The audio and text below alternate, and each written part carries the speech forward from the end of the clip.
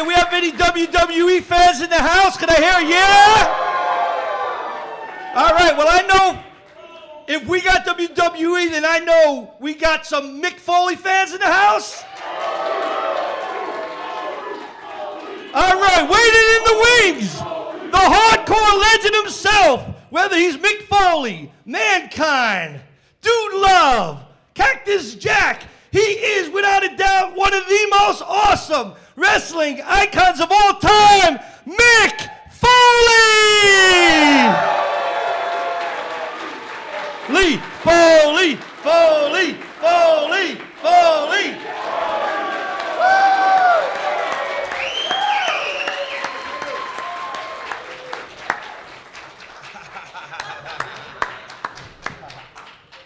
Hey, thank you. I just want to say the sight of grown-ups dressing like me and wearing sweat socks on their hands never gets old. It never gets old. So, thanks a lot for being here. Go ahead. We can talk. All right, let's get it rocking. I love seeing all the Mr. Sockos in the crowd. This is just awesome. We have a little box that we're going to be flipping around. You guys are going to get to ask questions. If you guys want to get the ball rolling even sooner, just start lining up right there. I'll toss the ball out, and you guys can just start asking questions, all right? So whoever wants it, just start lining up right in the middle there. But let me start it off. Mick, you're such a fan favorite for decades now. Everybody loves you. They love the characters. Most wrestlers find one gimmick they try to have and ride. You've had incarnations as Mankind, as Cactus Jack. I mean, it goes on, and everybody loves those characters equally so much. No, they didn't love Dude Love equally. Come on, we have some Dude Love fans here, right? The Dude Love. They weren't chanting Dude, they were booing him, all right? But of all your characters, which one did you love the best? Yes, I was putting my bottom teeth in. That's why you don't bring a steel chair on top of a cell structure, okay? You know, it's hard to say. You rule out the Dude immediately. It's a battle between Cactus Jack and Mankind. When I retired, I would have said Cactus Jack. I was proud of all the hard work, the work ethic, and he was the guy that got me there. But I look back over the years and find out that right up there with people talking about the cell. I mean, not nearly the same numbers, but it's the second most frequently talked about subject is my days with the Rock and Sock Connection. And I realized that was the latter-day Mankind made people laugh. It made people feel good about themselves. And I think he was the first person, I mentioned this to a couple of people in line today, he was the first person to like freely embrace, at the time, freely embrace his inner nerd. Because at the time, in 1998, when the Attitude Era was hot, like WWE was marketing the product as if everyone who was watching it was like super hip and super cool. And I knew that wasn't the case. And I'm like, I know there's more of me out there than there are of them.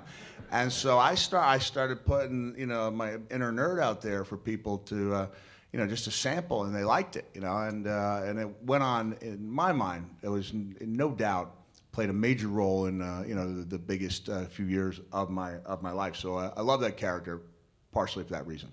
All right, now without question, I know everyone's going to agree with this. Was there ever a better match? Wait, you think everyone's going to, everyone's going to agree with this. I'm 100% certain. Was there ever a better match than Hell in a Cell Undertaker versus Mick Foley? Ever. Right? That's the standard. I could just see people looking like, no, don't tell me what to think. And I'm going to say, I will say, beyond a shadow of a doubt, there was never, ever a worse first meeting than the one we had last night. He introduced himself to me. As you can see, high energy. And something yellowish, it was a loogie, technically. Well, it wasn't a loogie in color. And it landed on my hand and did not dissolve. It just stayed there. And last night, I hadn't perspired at the con. You know, I was good to go had it not been for that loogie. And it was like 1:30 in the morning. I'm like, I'm taking a shower. It was the worst first meeting. And it's going to take me a couple days to get over. I know you love this guy, but I'm not there yet. I'm not on board, okay? All right. I'm just happy to give me Mr. Sacco. That would have been the ultimate. All right. Well, I know you guys, you know what's crazy to me is like this room is, you know, it's almost full. And you guys don't even represent, like, everybody. There's people who aren't even aware of this panel. Most people who were even in my line weren't even aware that there was a panel going on. And as I got up here, you know, it's like you're a fish swimming upstream. You know, like the recognition is crazy how many people know and love wrestling, and yet they're not even aware that I'm here. So I really appreciate all of you being out here. It's just crazy to me that if you put enough people in one place, a certain percentage of them will be wrestling fans, and they'll care enough, like, to wait in line. And so just in the last, I've been here 4 hours, and I've made some people feel genuinely good. I've made some money. And more importantly, I've met the Fonz. And not only that, I'm generally thought to be pretty nice at these things, and I looked over yesterday, I was like, wait a second, look at the Fonz. When I say working the line, I don't mean that in a negative sense. Like, has anyone met him? He's walking up and down the line. Here's an iconic figure. He's shaking hands with everyone. He's doing magic tricks. I'm like, I have to up my game, man. So it's great. You know, I had a chance to meet him, and he's just a genuine hero of mine who did not disappoint. So you're always fortunate when you can have a great time and make some money, help some people, and meet people who you looked up to when you were a wee little feller. All right, let's take some questions. Who's first? Oh, the little guy. Is that? Yeah, let's take his question. Yeah, let's take it, okay? You go to catch it, and you can ask your question. You know, if you drop a microphone in WWE, it's a $10,000 fine. Go ahead. I can do a lot of wrestling. That's a statement, not a question. All right, thank you. Who's Thank you. Wow. Right there. Pass it down to that gentleman right there. Hold on. Not that I don't value your question, but you two have to have a question, right? They met me as I was walking across, I parked a car walking across the street. And some of you know this, like, I don't regularly use the F words in my vocabulary. It doesn't mean I dislike them. And this young lady was so excited, she dropped about 7 within a couple minutes, all in a positive way. And they thought that I wouldn't want to see them in my line. I was like, no, I thought you guys were great. Like, the enthusiasm was awesome. So, and now you're dressed as me. So I hope you or your sister will have a question during this. Okay, all right, go for it, man. No, you can ask first. Yeah. All right. Over the years, I know you sustained a lot of injuries doing what you did. Do you have any regrets, or would you do anything different if you could? Regrets? I've had a few. You know where I'm going with this, right? Yeah, man, I have some regrets. You know, I probably shouldn't have dropped elbows at small towns across America and Japan. You know, when crowds were small. But I think the truth is, if I hadn't been that guy doing all those things every night, wrestling like each night was the most important night of my career, I wouldn't have gotten to WWE. You know, I mean, that was kind of the work ethic. But if I could have added one move to the Foley repertoire, it would have been this. When I saw a chair traveling at high speeds, I would have blocked it. At the time, there seemed to be something cool to be the guy who didn't block the chairs. And now that I'm 50, my ego's not quite as big. I wish I could look back, and I don't think I would have thought any less of myself if I'd been blocking the chairs. Yeah, probably shouldn't have been taking as many to begin with, but that would be a regret. Yeah. Okay. All right. So we decided our question will be. I regret some of the fashion choices. How do you regret that? Yeah, it was actually. Hold on a second. I'm just gonna. And then like it was while watching the WWE Network, which I believe is available for a low monthly undisclosed fee. And we were watching WWE Countdown, and they were counting down the greatest tag teams of all time, and The Rock and I placed 4th, despite only teaming for 10 weeks. It's pretty admirable, right? But it was while watching the interviews that were conducted with me over the course of about a 10-year period, and I just looked at all these egregious fashion errors from the Native American fringe jacket that was offensive to all Native Americans, to the bright blue sweatpants I was wearing as part of the Rock and Sock Connection, to the ill-fitting sports coat that WWE made me wear when I was an ambassador for the company. And I literally said out loud in the living room, I said, I might as well start wearing a fanny pack. And so I have. There you go. All right, go ahead. Go ahead. So we want to know how excited you are that your daughter signed to the WWE. I would be excited if she had. She hasn't? But she hasn't. Oh, then we've been hearing rumors. And so this panel's over. She might have one too. No, she's not signed. You know, she's not signed. I'd like her to do something. I don't want her to wrestle. You know, because I don't want her to walk We've been like reading me. on the internet. Yeah. Oh no, my daughter's. You know, she's got a pretty good following. I think if she was here, she'd have a bigger line than me. Honestly, like you know, she really does. People like her. She's got a really unusual personality. Fully embraces her inner nerd. It's not even inner. It's just out there. You know, it's out there for everyone to see. And I think she'd do a great job in some way for WWE. But unless she's withholding information from me, she hasn't been signed. No, we got bad information. All right, like. okay, But we were okay. just so hopeful. We just hoped it was true. All right, thanks. Yeah. She was at a convention with me last weekend, and I think she might come out. She could just come with me and do like a day because people do like her. You know. Okay. All right. You hope so? All right.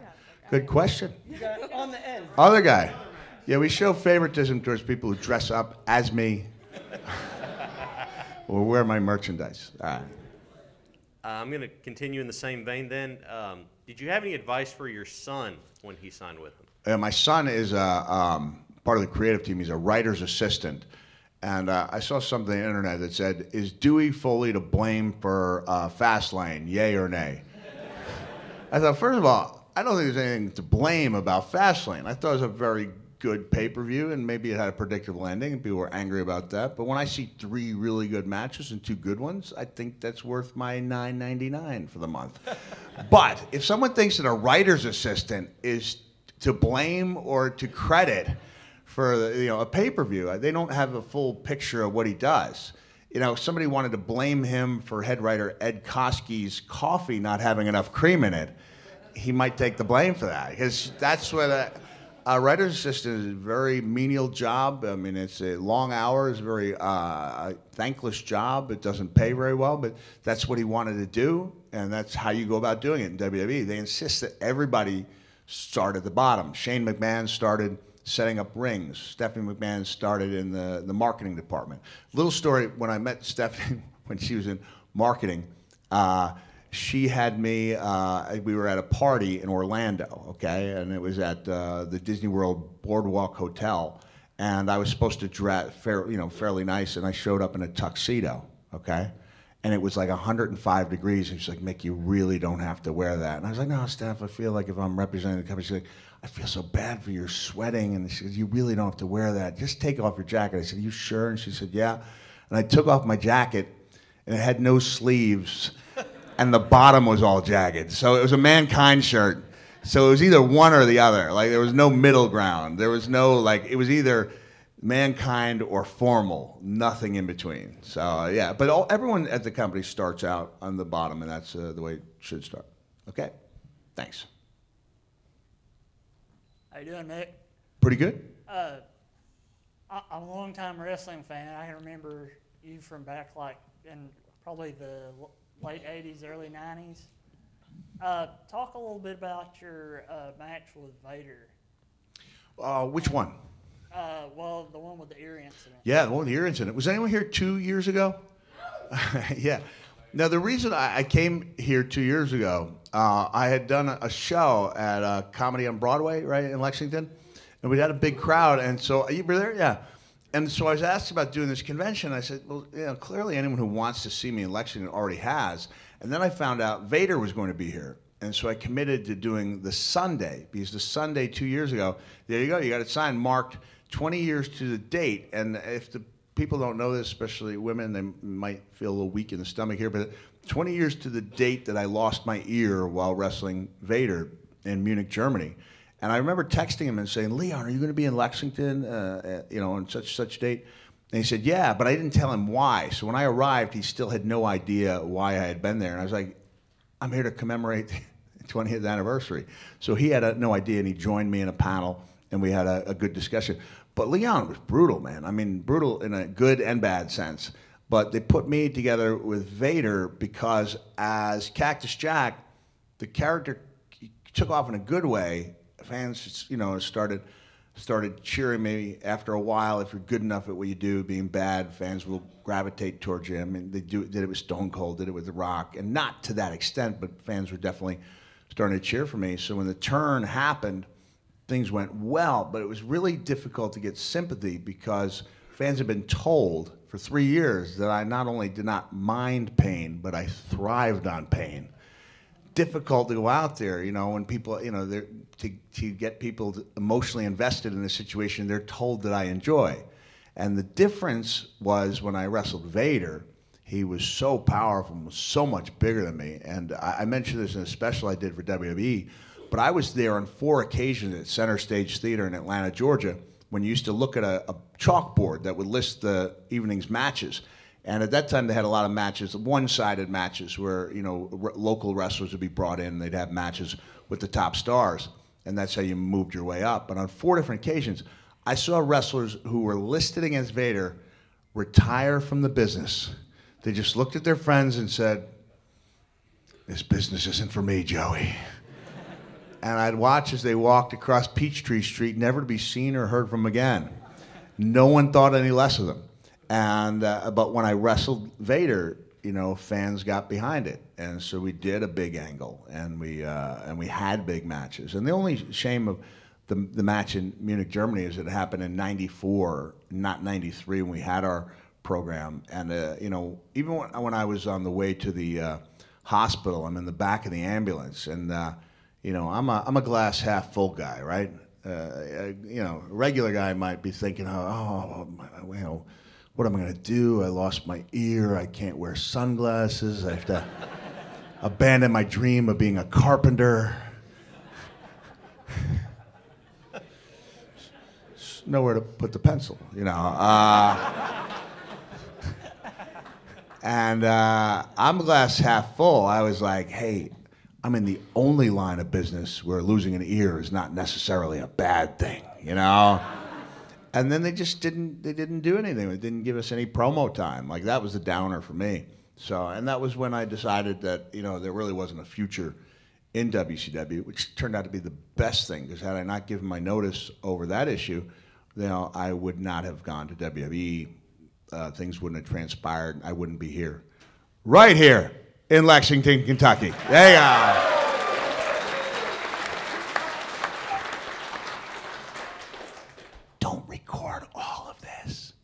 You're not going to sit home and watch the whole panel, right? You're not going to go, I can't wait to see that Mick Foley panel again. Are you? I hope not. All right, let me put it down, because that'd be a sad day for both of us. Okay. All right, another question? Mick, I know you're a fan of Divas Wrestling. How did the square, where's the question come from? All right, okay. Do you think... How's it going to make its way to the back and around? Pass it around after? Okay, go ahead.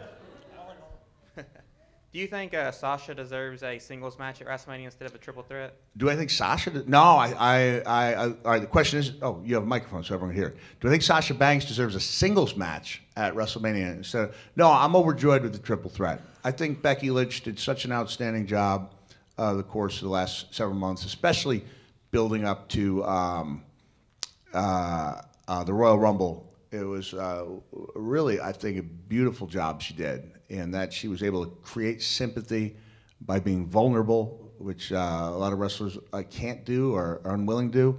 She got over with the audience while she lost matches, which is difficult to do, and she really made people care. And at that time, she was really the only good guy or good girl or babyface, whatever you want to call it. And I think she definitely deserves to be rewarded. And I think the women have a genuine chance to steal the show. If the percentage, say it's 10% of people who don't care about the women's matches, just have the decency to shut up and not give the impression. Like if they don't, Like, if you're at a baseball game and you find an inning boring, no one yells boring at a baseball game. So if somebody's not a fan, do everybody else a favor and shut up. Don't give the impression that it's a boring match by yelling boring, because then that, that kind of sticks with you. So that's the intangible. I don't know that you can trust everyone in that stadium to do the right thing. I really don't. So I hope so. And I hope it doesn't get to the women if some people do start it. But it's inevitable that some people are, not in the year 2016 yet when it comes to women's wrestling. Right? But I love what the women are doing. I think Sasha's going to be a huge star, huge, if they do the right thing and she learns to put her foot down at the right time. Because the toughest battles you have in WWE have nothing to do with being in the ring and everything to do about what you say and when you say it in the dressing room. You could just throw it, it'll go straight back. That's cool. Mick, who on the current roster of the WWE right now do you really prefer or like? My question is in regards to your famous King of the Ring match, Hell in Cell with Undertaker. I remember Vince kind of chastised you pretty hard. What was the conversation you had with Undertaker after the match? Afterwards? Yes. You want to know my conversation? And then I'll address your question about the current roster. My conversation with the Undertaker went something like this. Hey, did I use thumbtacks out there? And he looked at my shoulder, and I had about 200 of them lodged underneath my skin. He went, yes, you did. That was the conversation. And as far as the current roster, I'm really high on the current roster. Like, I think someone like Sami Zayn coming back to do a battle with Kevin Owens really resonates on a deep level. Again, with a certain percentage of fans. It doesn't have to resonate with everybody. I think they're going to find a way. I think Lesnar and Ambrose, we have yet to see the best of Ambrose. Some of the people coming up from NXT are going to be phenomenal. I think it's great that AJ Styles got that great reaction at Royal Rumble, and that there was, no need or no thought of putting him in NXT. If there was a thought, I think that dissolved pretty quickly. And I hope we see people who come to the main roster from NXT be treated really well, like Finn Balor and guys who showed that they know how to get over wherever they go in the world. So it's a matter of finding the right character and not necessarily the right character, but a connection with the audience and having pivotal moments. I'm really a believer in those moments, because as good as Steve Austin was, without that that Austin 3:16 promo at Royal Rumble, King of the Ring, 1996, it could have taken him a while longer, or possibly he never would have gotten to where he did. So there are moments in careers that really sharply increase the trajectory, and we got to see if they have those moments. All right, who's next? I've got it. All right, you just tossed it. Someone over here? I have the next question. Oh. In the early 90s, WCW used to do these unintentionally hilarious comic books. And there was a storyline involving Cactus Jack where he tried to blow up the Bruise Cruise. Yeah. Were you guys on the roster aware of those comics or the kind of things going on in them back then? What's that? What about? Oh, the comics, okay. The 91 comics, you mean? You were talking a little too fast for me. So, since I was a cruise in international waters, I was officially Cactus Jack International Terrorist, right? Yes. And I looked like I weighed 480 pounds, right? God, that was awful. Just awful. And I was a huge Marvel Comics book fan. I really was, dating back to 1973. And I was ashamed to be in that comic book. I was. I thought they were all terrible. And so when I had a chance to co-write the 4-story arc for the WWE comic book, I tried to remember those days and do everything exactly opposite. But yeah, it was awful. I think that they just looked at it like, what, Marvel? Yes. Because there were times when they'd have an opportunity, a media opportunity, and they go, we'd like you to do this show. And I go, okay, well, what is it? And they go, yeah, but it's this show. And I go, okay, but what would I be doing? It doesn't matter. It's a show. And I go, but what if I look like an idiot on it? But it's this show. And I said, having that kind of exposure means nothing if we come across. So at that time, the thought was just as long as people see it. And I always thought, it doesn't help us at all if people see it. And it, kids, earmuffs, sucks, right? It's got to be good stuff. And I don't think there was enough of that there at the time. Like just being in Marvel was good enough, and there wasn't quality control. And they might have wanted to, pass that stuff around the wrestlers so they could have vetoed it or at least had some suggestions on their dialogue. Who are some of your favorite people to work with, and was there anybody you wish you could have worked with? Oh. Man, well, I saw an article out, and I couldn't get the link to work, but and I wish I had, because it said rating Mick Foley's top 50 rivalries. And I was like, 50 rivalries? I had 50 rivalries? That's a lot of rivalries, And I'd like to look at that, because I think the one thing I had going for me, I mean, above any kind of move or any kind of promo, is that the character, whether Mankind or Cactus Jack, to some extent, a little extent, Dude Love, seemed to flow well with other characters, and it did create good rivalries. And today, guys are just, you need that big rivalry. That's what works more so than great matches. Because you get the rivalry, you create an atmosphere, you can have that moment, and that's what people remember. So I got to work. It's hard to list them, because so many guys that I worked with over the years were great, and even guys who on the surface would seem to, disdain my style, like appreciated my work ethic, and were very helpful to me. So a lot of people were great. I mean, who's Paul Heyman's shirt, right? Yeah, Paul Heyman was great. Oh, Jim Cornette. Jim Cornette was great. Like Jim Cornette and Paul Heyman don't like each other, but I like both of them. Like, I mean, I enjoyed working with just about everybody. I couldn't even find something. Keep in mind, this is before Paul came back to WWE. They were doing a Heat episode of Legends Round Circle called Heat Seekers, and I couldn't find anything bad to say about Paul Heyman or Buff Bagwell. Yeah. And that was thought to be physically impossible. Like, you had to be able to say something bad about one of those guys.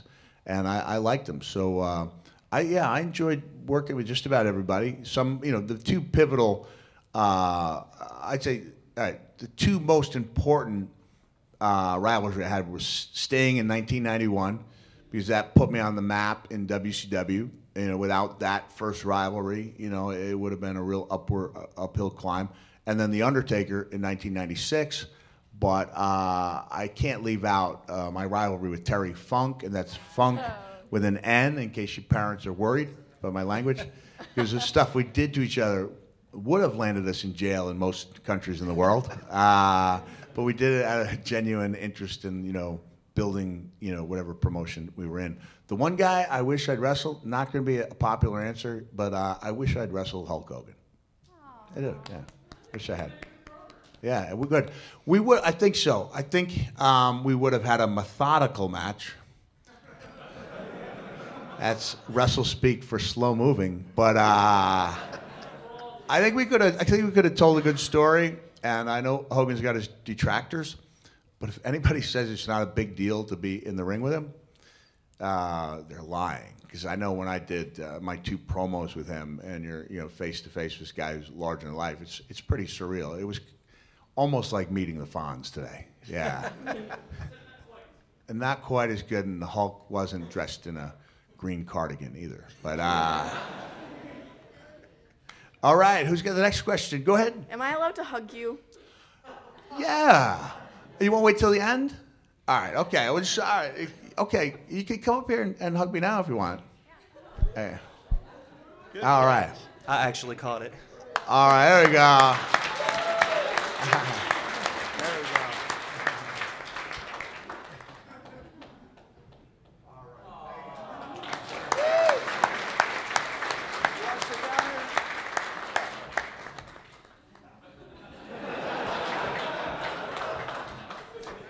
Was that a question that you had, was waiting a long time? Did it come to you quickly? Go ahead and use the microphone. What do you think Brock Lesnar? Oh, I thought we were going to think of the hug. I thought it was an excellent hug. Yeah, Brock Lesnar's amazing. He really is. And just as importantly, he's got that amazing mouthpiece. You know, like even after he ended the streak and people were really upset, you know, my one comment on social media was, think of the Heyman promos. And Paul Heyman really took that and he ran with it. He really ran with it, you know. For 18 months, you know, my client, Brock Lesnar. And I remember like getting a massive, there was a little app you could do where you could take the iconic Disneyland sign and put your own like words in there, and it says, Disneyland welcomes Brock Lesnar, the man who put the 1 in 21-1. And it got, you know, people were really upset about that streak ending. You know, it was really sacred. So he did a great job. And I speculated in the special I did that he was the perfect person to end the streak, because whereas deep down I got involved in wrestling so I could be accepted, deep down he didn't care what you thought about him. And that's really important, because ending that streak came along with it. There was a lot of animosity that came along with it. And I think the pressure of being that guy would have really bothered me. Like people really wishing me ill would have hurt my feelings. And he just genuinely doesn't care about a single one of you. Thank you for a great question. I appreciate it. Let's hear it for that.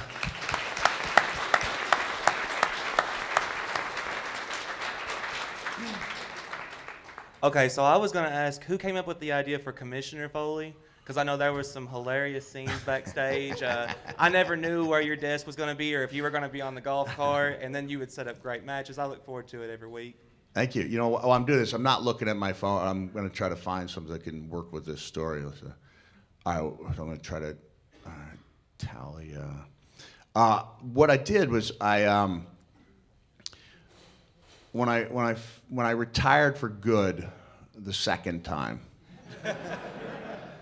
after WrestleMania 2000, I waited about 7 weeks or so, and I went to Hershey Park where I traded out in Pennsylvania. I traded out a question and answer session like the one I'm doing here for 3 days at the park, free lodging, free food. Are my socks showing under there? Skechers slippers, probably not the right decision with white socks, right? Traded out all that stuff for the Q&A, and after I did the Q&A, I went back to my room and I shaved my head, and I'd had long hair for the entirety of my career, and that was my sign to myself that I would never do anything public again, like ever. And the next day, I got a phone call from Mr. McMahon. He said, "Hey pal, how'd you like to be our commissioner?" I said, okay. And I showed up the next, next week on Raw, and I was just Mick Foley without any hair, and I was allowed to completely build that position because there, as far as I know, there had not been any emphasis on the non-wrestling authority figure unless it was Mr. McMahon. And as to show that, like I replaced Shawn Michaels as commissioner, and he was never even on TV. I don't know if he was on once. He may have been on once.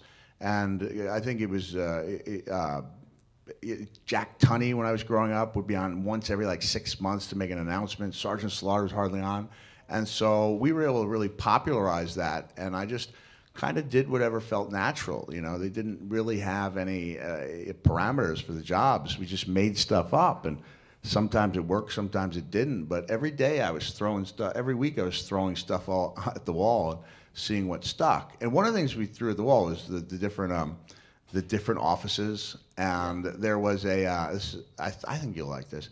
Does anyone remember Sarge, the yellow dog, who would appear in all my offices in different surroundings, right?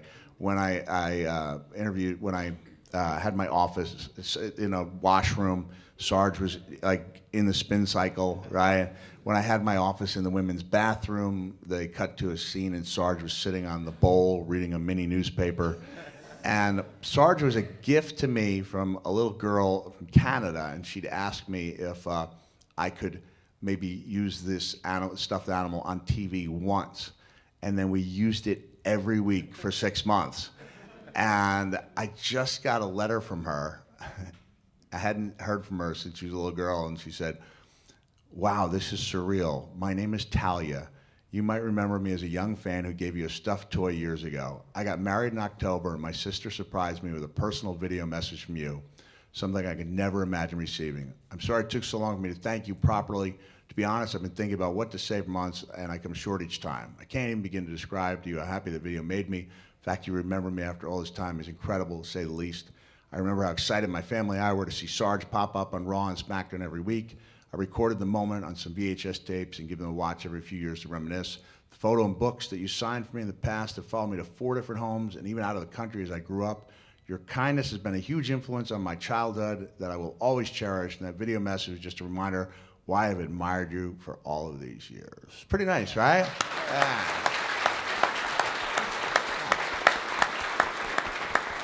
How are we doing on time? One more question? All right, one more question. And then I hope you guys will, I'm in the far corner of the room down, right? You guys know where I'm signing? All right. So I'll be here until 7 p.m. tonight, and I'll be here from 10 to 2 tomorrow. So hope you'll stop by and say hello, buy something. I got a quick 2-part question. Oh, is that fair to all the other people who only have one question? Well, I want to know what your opinion is of a wrestler by the name of Samoa Joe, and will he be, you think he'll be on the main roster? All right, I've always been a big Samoa Joe fan. I mean, I even wrote about him in my 2007 book that almost none of you read.